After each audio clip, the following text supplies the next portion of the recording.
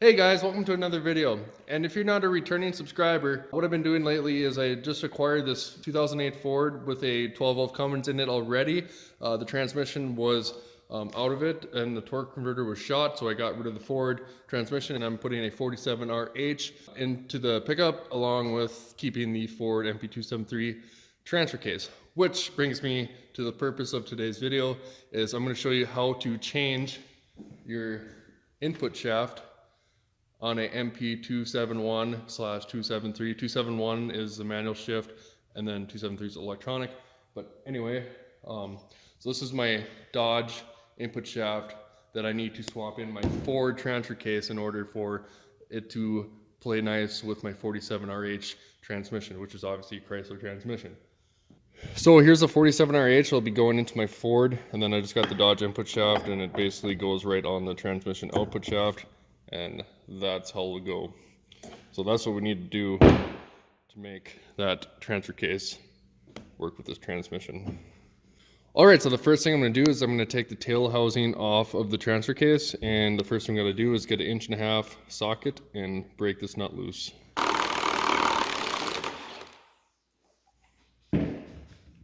Good old Milwaukee, never fails me.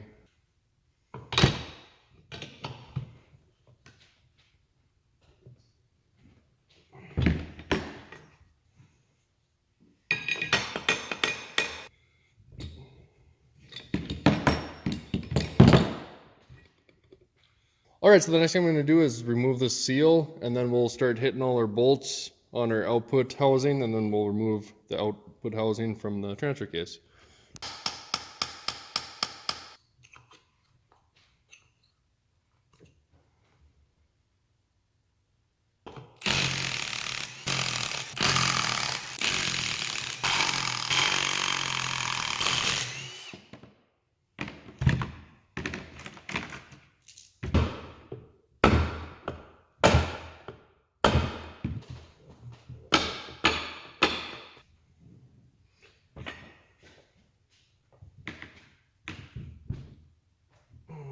Okay, it's starting to get a little bit of a mess. As you can see, I got a piece of plastic on my table, and then I got a cutout in it, and I got a pan underneath the table. And that works really good for these types of messes. There it goes. And just like that, guys.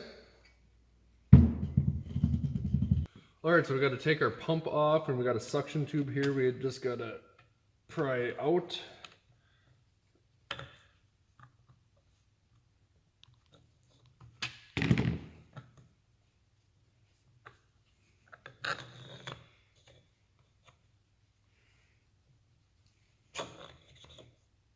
It's like that, and then we do have an O-ring where the suction tube goes. Make sure you don't lose that. So now we can start taking off all 25 of these 10mm bolts and split the case into two.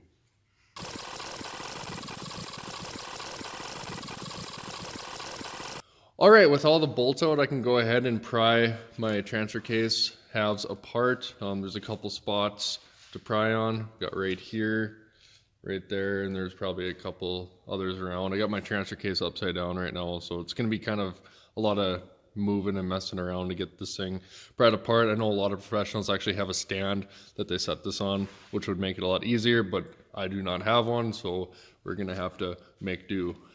So I just found this piece of thick flat iron in my shop, and that should work pretty good to pry this thing apart. That actually went a lot easier than I thought it would. And we're going to have a bit of a mess.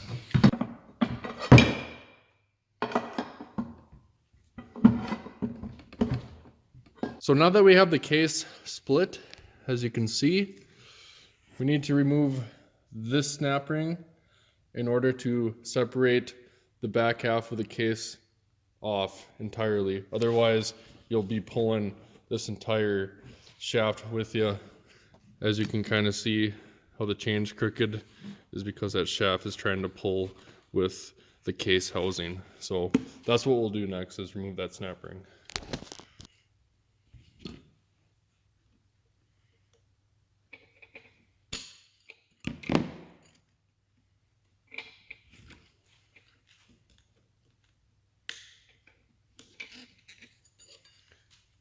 And there we are.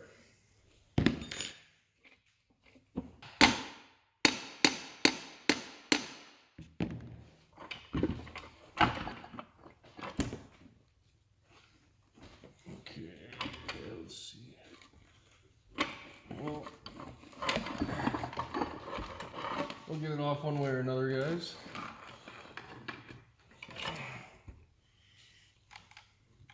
Well, it did end up coming with, but that's okay. There, that's what I wanted to do initially. Here's our chain. So I just slipped my shaft right back where it's supposed to be. So now we got the case all split in half. And here's that pickup tube that we took apart. And it just goes in like that. So there's a screen here to catch all the junk. And as you can see, there's quite a bit of junk in there, all gasket material. So that's kind of how that works. And then you come down here, that's where that tube went. So we got a lot of gasket material that was in this case. So we'll go ahead and start tearing this down.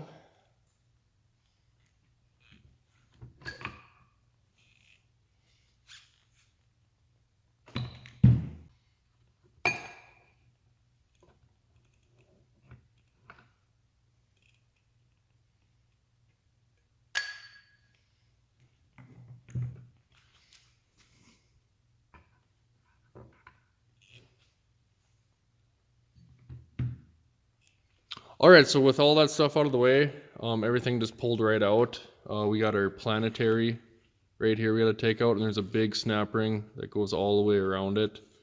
So we'll take that snap ring out. There's our snap ring. Next thing I'm going to do is remove the input seal.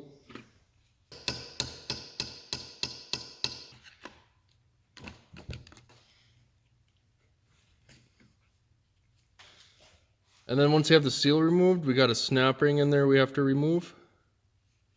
It goes around the input shaft.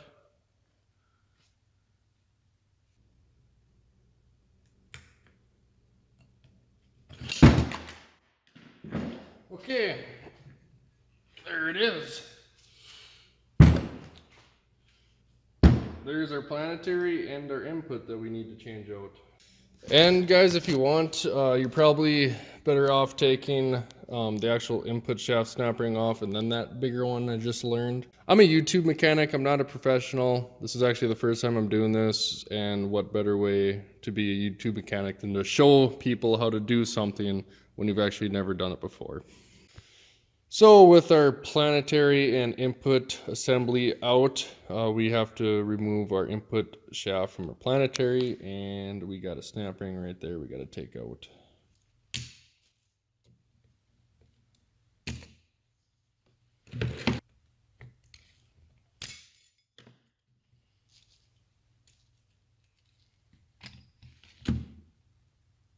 And there's our input shaft. So here is my Dodge input shaft that'll be going into this Ford case in order to run my 47RH transmission in my Fummins build. You can see the differences. This is Ford, this is Dodge, this is a 23 spline automatic. The Ford, I can't remember the spline count off the top of my head. They are a little different looking. You can see the Dodge one's a little bit longer. And then on the Dodge, you can see that bearing in there is a little deeper set than the Ford.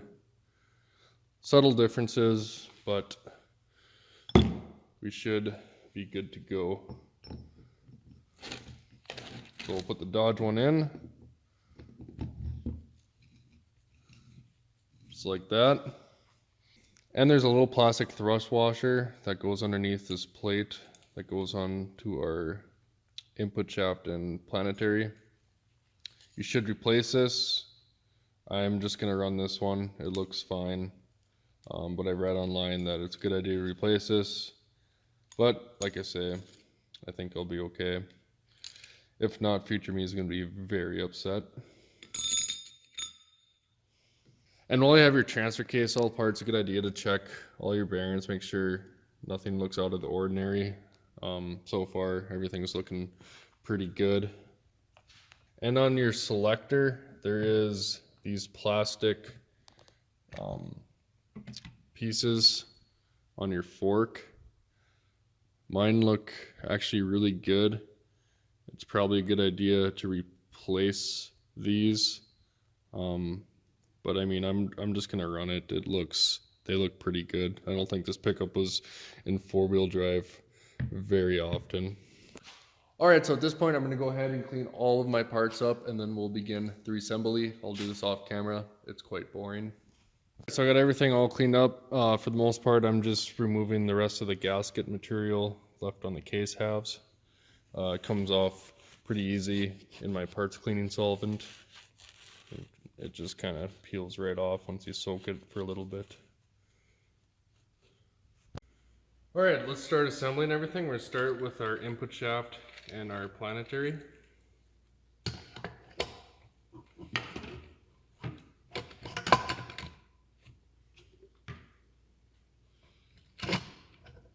So I got it lined up, but it's not wanting to sit completely down. I might need a little bit of coaxing.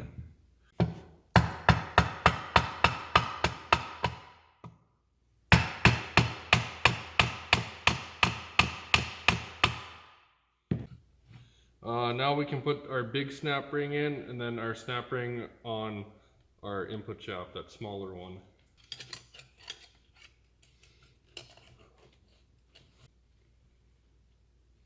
Okay.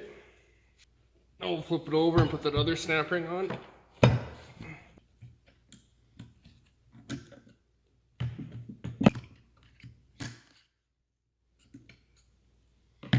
Okay.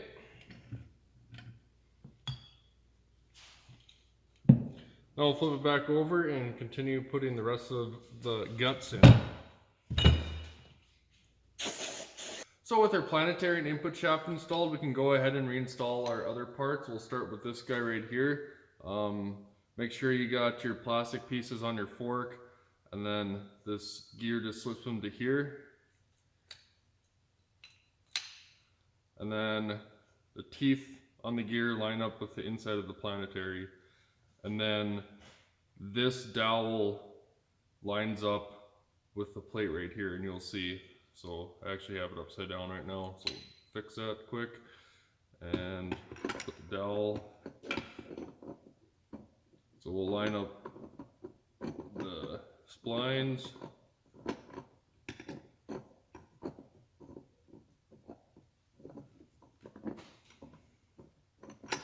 Just like that.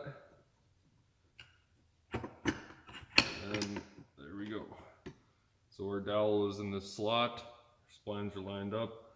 That part is good. Now we'll do our shift fork. The long part goes down into this slot. And then there's a slot on the case. So it's not seated all the way. We want this dowel to be resting on top of this plate. So just gotta feel around. And there it is. It's seated all the way now. And then we can throw this piece back on. The fatter side, we want that facing down. So we'll go like that and just slip it right on the fork. Just like so.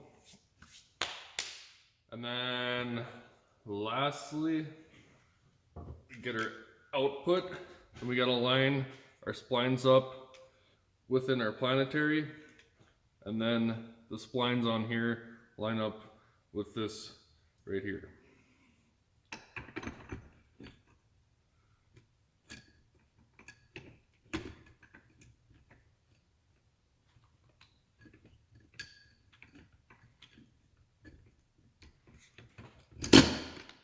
Just like so.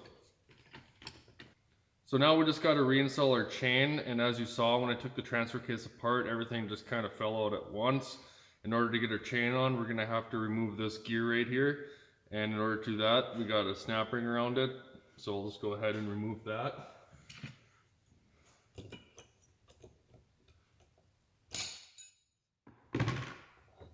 Gear comes off. We can grab our chain.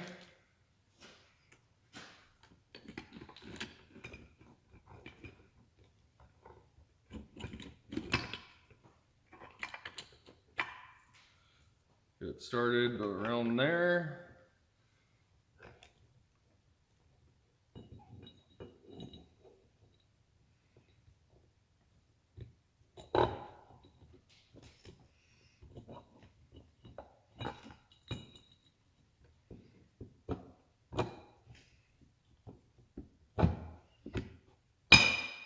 And our chain's installed. And then of course don't forget to put the snap ring back in to hold this gear in.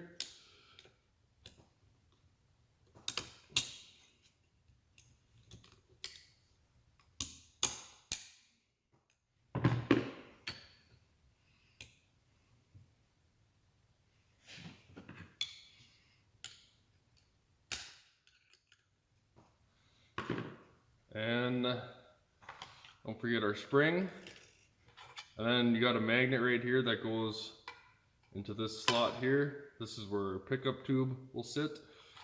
So that'll collect any metal floating around the transfer case.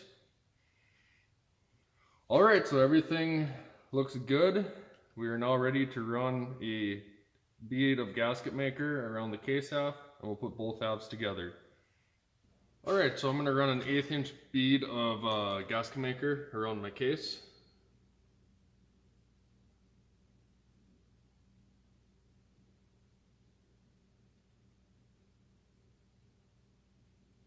Alright, so before you put your other case half on, just make sure you got that magnet in there and make sure you got the spring on there. Pretty easy to forget. And before we throw our other case half on, make sure you got your draw tube installed. It just goes like this. So this big bearing obviously goes around our output. This indent in the case here, this hole goes around this rod, and then this pocket bearing will go around the shaft. So that's the three things that we need to line up.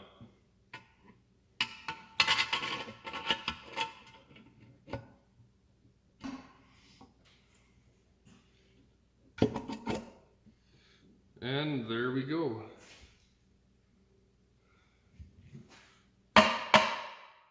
Just gonna tap these dowels in, these alignment dowels on either end.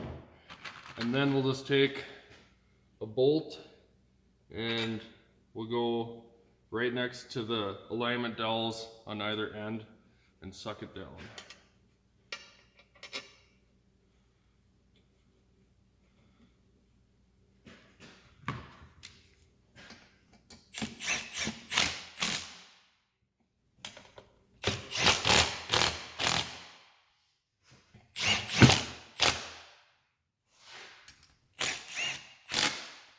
Okay, so now we can go ahead and put all 25 of our bolts in.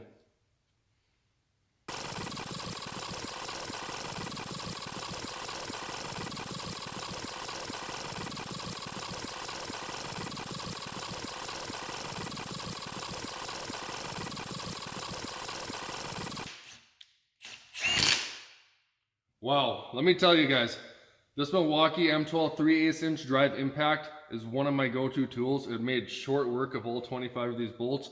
I couldn't imagine doing all these with a ratchet or by hand. So guys, I'll leave a product link in the description for this tool. And guys, every time you click on my product links, it helps the channel out. It helps me keep making videos and keep everything rolling, so I really appreciate it. So now I'm going to torque all 25 of these bolts to 30 foot-pounds.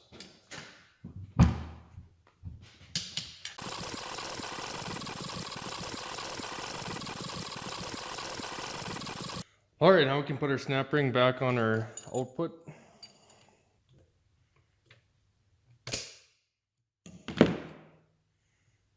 Okay, now we can throw our pump back on.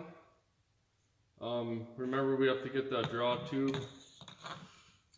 inside of our pump, in that hole.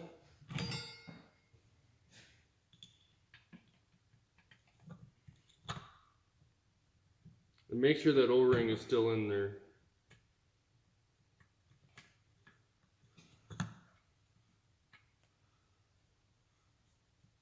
Okay, now we can put our main output housing on after we run a bead of gasket maker.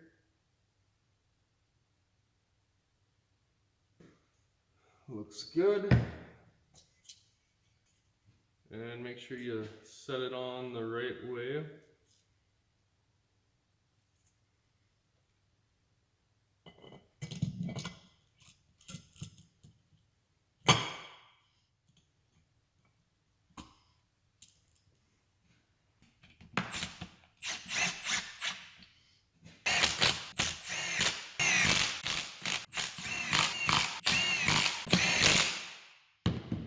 And I'm going to torque these down to 40 foot-pounds.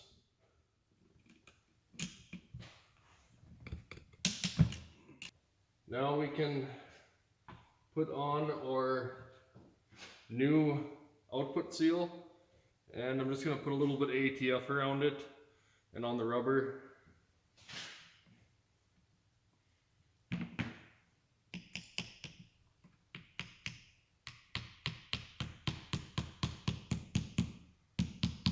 Alright, now we can put our flange on.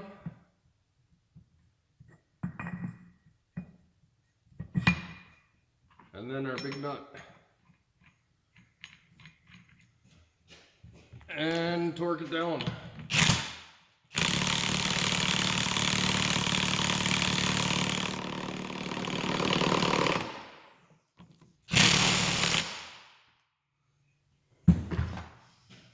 Okay.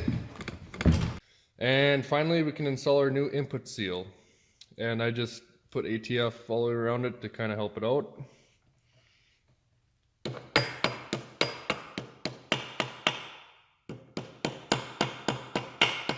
Alright guys, so thanks for watching this video. I hope it was helpful. I now have my 23 spline Dodge input shaft and my Ford transfer case in order to make it work with my Dodge 47RH transmission, and both of those will go together in a 2008 Ford F350 powered by a Cummins diesel.